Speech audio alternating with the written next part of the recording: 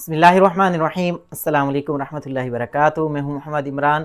हज 2025 के अंदर जो लेटेस्ट अपडेट होती है वो मैं आपके साथ शेयर करता रहता हूं। अच्छा, चंद ज़रूरी सवालात हैं आप हुजाज की तरफ से। हज के दौरान भी, हज के बाद भी और हज के पहले भी आपको बहुत सारी चीज़ों के बारे में मालूमात होना बहुत ज़्यादा ज़रूरी है। आप हज 2025 में जा रहे हैं, आप तमाम लोगों को सबसे पहले तो बहुत बहुत मुबारक हो। अच्छा, किन लोगों का अभी तक हज का वीज़ा लग चुका है और किन का नहीं लगा, कमेंट के अंदर ज़रूर बताएं। और आपकी किस डेट की हज की फ़्लाइट है ये भी कमेंट में बताइएगा, ताकि हमें पता चल सके भी कौन कौन से लोगों को प्रॉब्लम फेस हो रही है, कौन कौन सी आपको प्रॉब्लम्स आ रही हैं वो भी कमेंट में ज़रूर बताइएगा, क्योंकि आज के सवालात आपके प्रॉब्लम और मसाइल के ऊपर होने वाले हैं।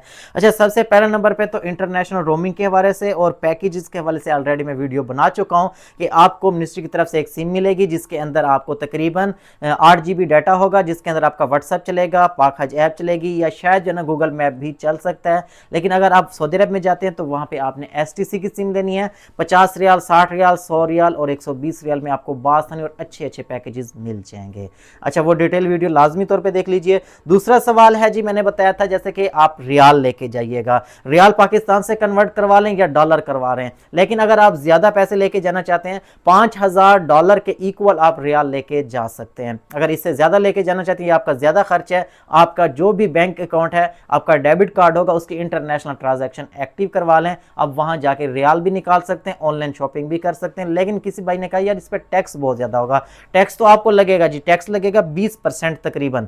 हर जो है ना, आप जितनी भी शॉपिंग करेंगे उसके ऊपर 20% टैक्स लगेगा और रियाल का रेट भी आपको बहुत ज्यादा एक्सपेंसिव पड़ेगा। तो ये उन लोगों के लिए है जिनको नॉर्मली पैसों की फिक्र नहीं होती, ज्यादा यानी कि पैसे वो खर्च करना चाहते हैं। तो उन लिए जो नॉर्मल पैसे और थोड़े पैसे लेके जाना चाहते हैं, पैसे की बचत करना चाहते हैं, तो पाकिस्तान से आप रियाल जरूर लेके जाए। बहुत सारे लोगों का मसला ये आ रहा है कि वीजा के ऊपर वो कह रहे हैं जी हमारा नाम गलत आ रहा है। अच्छा, जैसे कि मेरा नाम है मोहम्मद इमरान मोहम्मद इस्माइल, तो जो वीजा आपका लगेगा उसके ऊपर या तो आएगा मोहम्मद इमरान मोहम्मद इस्माइल पूरा, या फिर आएगा मोहम्मद इमरान इस्माइल, ठीक है, या फिर जो है ना आएगा मोहम्मद इस्माइल। तो जब मेरा वीजा लगा था उसके ऊपर भी आ गया था मोहम्मद इस्माइल, तो मैंने अपने एजेंट को कहा यार मेरा तो नाम नहीं है, तो मेरे वालिद साहब का नाम आ रहा है इसके ऊपर।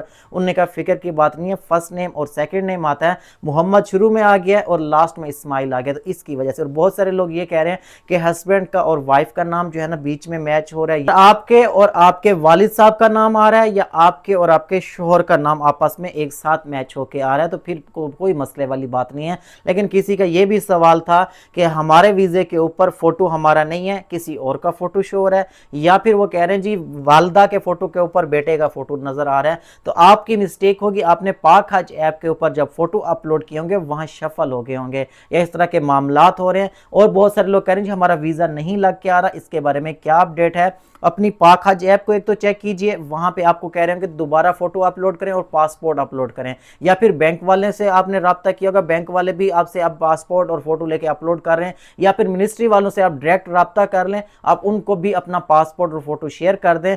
आपका वीजा आपकी फ्लाइटों से 10 दिन पहले जरूर लग जाना चाहिए। अगर आपकी फ्लाइट को 10 दिन हो कम रहते हैं और अभी तक आपका वीजा नहीं लगा, तो लाजमी तौर पर मिनिस्ट्री से राब्ता करें। पाकिस्तान में नॉर्मली आप जो चार्जर होता है ना वो 2 पिन वाला इस्तेमाल करते हैं, लेकिन जब आप इंटरनेशनल ट्रैवल करते हैं और स्पेशली सऊदी अरब के अंदर जाते हैं तो आपको इस तरह 3 पिन की सॉकेट्स हमेशा नजर आती हैं। तो फिर वो 2 पिन वाला जो चार्जर होता है ना वो यूज करना आपके लिए बहुत ज्यादा मुश्किल हो जाता है। तो इसलिए कोशिश करें इस तरह के 3 पिन, या फिर देखें ऐसे यूनिवर्सल ले लें, ये आपके लिए बहुत ज्यादा काम इसलिए आएगा कि आप इस साइड पे भी चार्जर लगा सकते हैं, यहां भी चार्जर यूज कर सकते हैं, और जो सॉकेट होती है उसके ऊपर इसको बासानी आप यूज कर सकते हैं। तो जो हुजाज भी हज पे जा रहे हैं ये आपके लिए सबसे सूटेबल होगा, ये आपने जरूर अपने पास रखना है।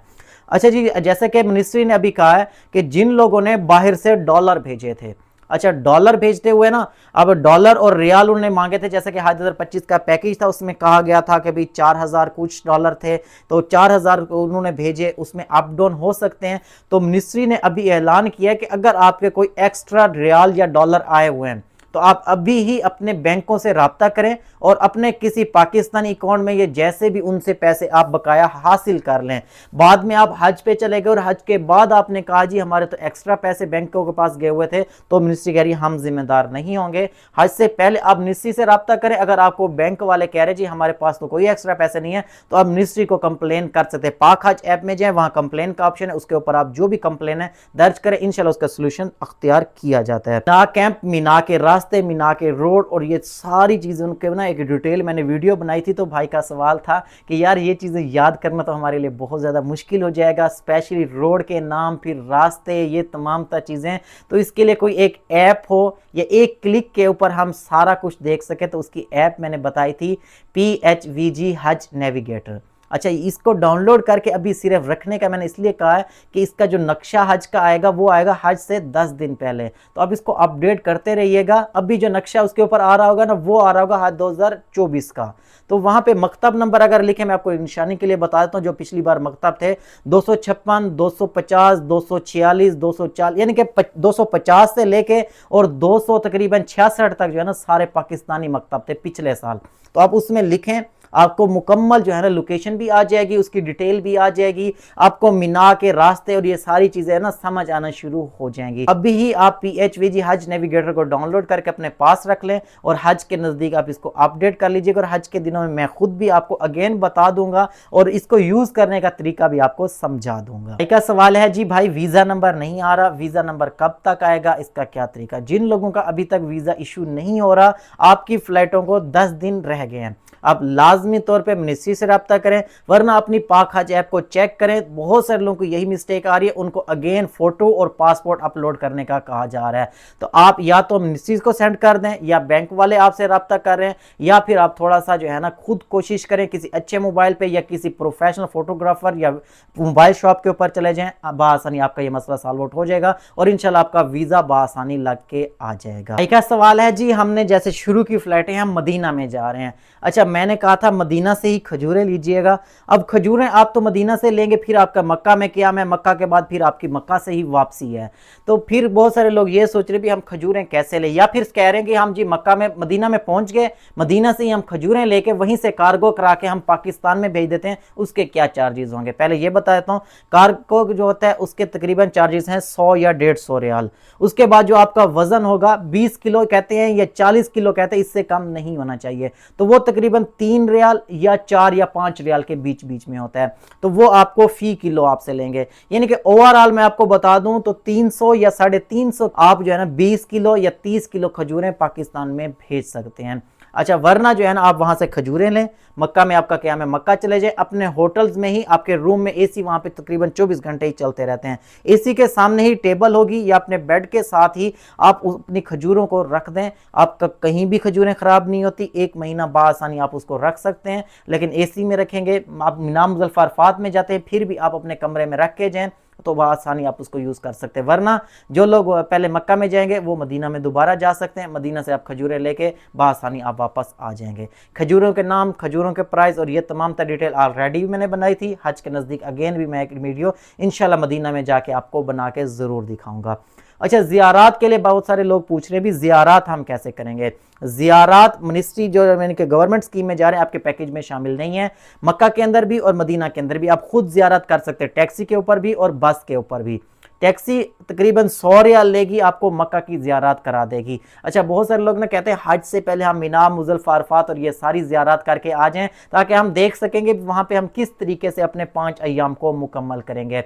तो तकरीबन 100 रियाल में आप मक्का की ज़ियारत कर सकते हैं। और अगर बस पे जाना चाहें तो 10 रियाल लेते हैं फ़ी बस वाले, और अगर दूसरा उम्रा भी करना है तो 12 से 15 रियाल में आप ज़ियारत भी कर सकते हैं। और आपको मस्जिद आयशा या मस्जिद जराना लेके जाया जाता है, वहाँ से एहराम बांध के आप दोबारा उम्रा भी कर सकते हैं। इसी तरह जो मदीना की ज़ियारत हैं वो भी तकरीबन 80 से 100 रियाल में आप मदीना की तमाम करीब करीब की ज़ियारत कर सकते हैं। उसके बाद अगर आप बदर जाना चाहते हैं तो तकरीबन 150 रियाल या 160-180 रियाल में आप मदीना की ज़ियारत भी, और बदर तकरीबन 200-250 किलोमीटर है, इस वजह से वो ज़ियारत भी आप तकरीबन 150-160 रियाल में बआसानी मुकम्मल कर सकते हैं। और अगर आप बस पे करना चाहते हैं तो बस पे भी मदीना की ज़ियारत 10 रियाल में, और अगर आप बदर जाना चाहते हैं तो तकरीबन 15 से 20 रियाल आपसे लेते हैं, आपको बदर की ज़ियारत भी करवाई जाती है। अलावा आपके जहन में कोई सवाल है या आपको ज़रूरी मालूमात चाहिए, कमेंट में ज़रूर बताइएगा। अगर आपने अभी तक मेरे चैनल को सब्सक्राइब नहीं किया, सब्सक्राइब लाजमी कर लें, ताकि हज, उम्रा, मक्का, मदीना के वाले से आने वाली जो लेटेस्ट अपडेट हो सबसे पहले आप तक पहुँचती रहे। मुझे, मेरी फैमिली को अपनी दुआ में शामिल रखिएगा। इंशाल्लाह मिलते हैं नेक्स्ट वीडियो में, तब तक के लिए अल्लाह हाफिज़।